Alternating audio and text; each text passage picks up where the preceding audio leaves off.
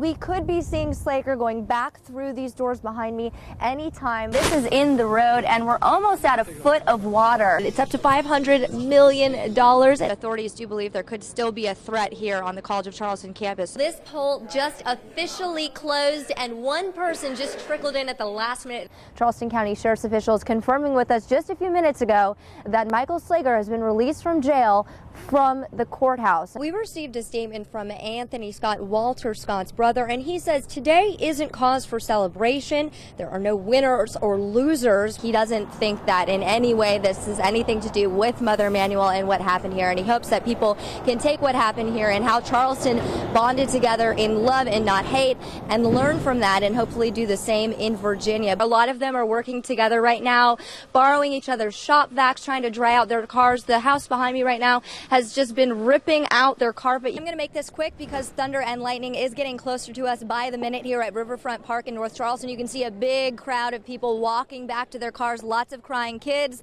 some stressed out parents. Officials here say that this storm is just too dangerous to let people stay at the park. And you were obviously here at Crosby's as well. You were standing near that dock or at the edge of it. You've been here several times. Yeah. What was it like to see that, and how do you feel?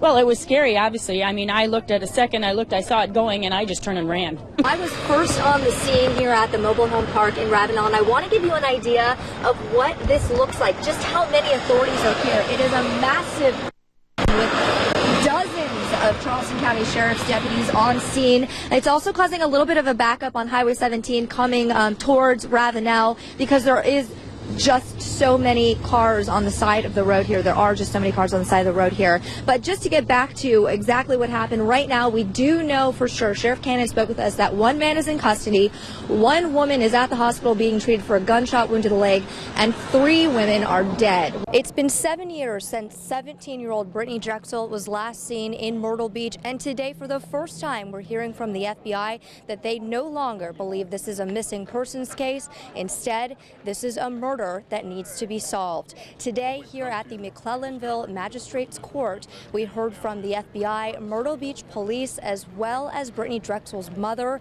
She says she knows her daughter is not coming home alive, and she needs the community's help to bring her daughter back home. She also wants the community's help bringing the people who did this to justice. The FBI says they believe someone in this community knows what happened to Brittany Drexel. The reward is up to $25,000. They're asking anyone who might know something to call police. Reporting in McClellanville, I'm Meaghan Wallace, Live 5 News. And I haven't bought mine yet. I'm waiting for the line to die down a little bit, and then I'm going to jump in. But really, it hasn't died down. Tons of people, hundreds of people have shown up here today to buy a Powerball ticket. Some who have never bought one before, like me. But I have to be honest, our odds are not very good. Like you said, 1 in 292 million. Just to put that into perspective, you are more likely to be struck by lightning, you're more likely to drown, and to make it even more ominous, you're more likely to be struck by lightning while you're drowning. I'm not making this up, but hopefully that's not the case, and one of us is the winner. That's going to be cool. But let me just show you the line. They're making sure that everybody who gets in line knows that one Powerball is $2. Just to make this quick, you can only use cash, and you've still got time. You have until 10 p.m. to buy your tickets. And then the drawing is happening at 11 p.m., so make sure to watch Live 5 News because it's going to be right off the top of our show. I'm going to be watching. Wish me luck. I'll send it back to you guys. You guys need to get out and get your tickets. Lots of people out here. The wind has definitely picked up. Thankfully, I found a hair tie, and they also put out a bunch of beautiful American flags all the way down the pier. What a great patriotic way to kick off Memorial Day weekend. I personally just love it. This is Jack and Carter's 4th visit to the USS Yorktown. The 10-year-old twins are on a special mission this Veterans Day, eager to report back to someone special. When they come here, they want to come see Mr. Harding's ship. I think he was more given ammo. The Hansons, who live in Raleigh, visited Patriots Point last April and met Alice. Once I heard that she had a brother who was on the ship, I just blew up. I just exploded with excitement. We traded email addresses, and he started writing, and now they're pen pals.